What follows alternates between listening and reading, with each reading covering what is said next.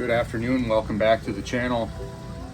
Today we're going to talk a little bit about some different voltmeters and which one's going to work best for your different situation, depending on what situation you get into. We're going to cover some of the basic functions, we're going to cover some of the basic names, and then we're going to get into a little variety on which meter works best for what you're after as far as testing. Stay tuned. Hey, thanks everybody. Don't forget to click the like button and subscribe. We're going to cover a lot of stuff here and gain traction in a lot of different areas and troubleshooting and different strategies on servicing all these different appliances out here. But as talked about before, we're going to talk about these voltmeters. Which one are you using? Which one works best for you? Are you using your meter effectively? Is your meter best suit for the job that you're on? Does it have all the functions that you need on it?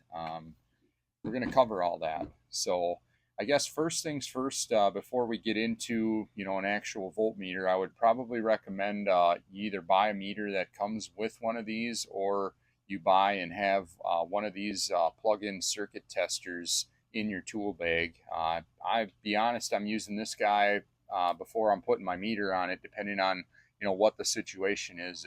If the appliance or nothing's working on that outlet, this is just a quick, simple way to plug in. I mean, maybe something's miswired, maybe the neutral's open, maybe you're checking, you find reverse polarity. There's all different kinds of situations you're going to run into there as a technician or as a homeowner in your own house. I would highly recommend to pick up a circuit tester. So whether you're doing at-home repair or you're a technician getting into the industry, one thing I would highly recommend is that you find a voltmeter that is auto ranging, that fits you best, something that you can easily get familiar with to use, and then you can move on from there. Or maybe you'll find yourself sticking with that first meter that you picked out, and that works good for you. Just make sure, if you're checking amp draw quite a bit, you may want to run an amp clamp. If you're checking circuitry, DC circuitry, sensitive circuitry, you may want to pull out a different meter for that. Or if you're checking capacitors out, you want to make sure that that meter has that function. That's why I would recommend, if you're just getting started out, to use a auto ranging meter. And then, as I stated, you can give other things a try. FLIR has this DM284. Now, this is a multimeter, and it also has a infrared thermal camera built in.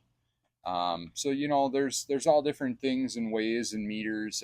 Just make sure that you're using a reputable brand meter, and it's UL approved, and check your reviews on it.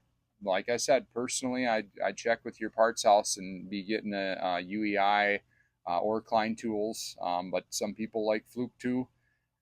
Just make sure you're being safe out there, and before you are starting to service any equipment, make sure that power circuit is off if you're servicing, but safe before you go ahead and get into it. Thanks for tuning in. We'll see you next time. All right, next we're going to go over the meter settings. Volts AC, volts DC, millivolts DC, ohms, continuity, capacitance, and transistor, amps potential AC, amps potential DC.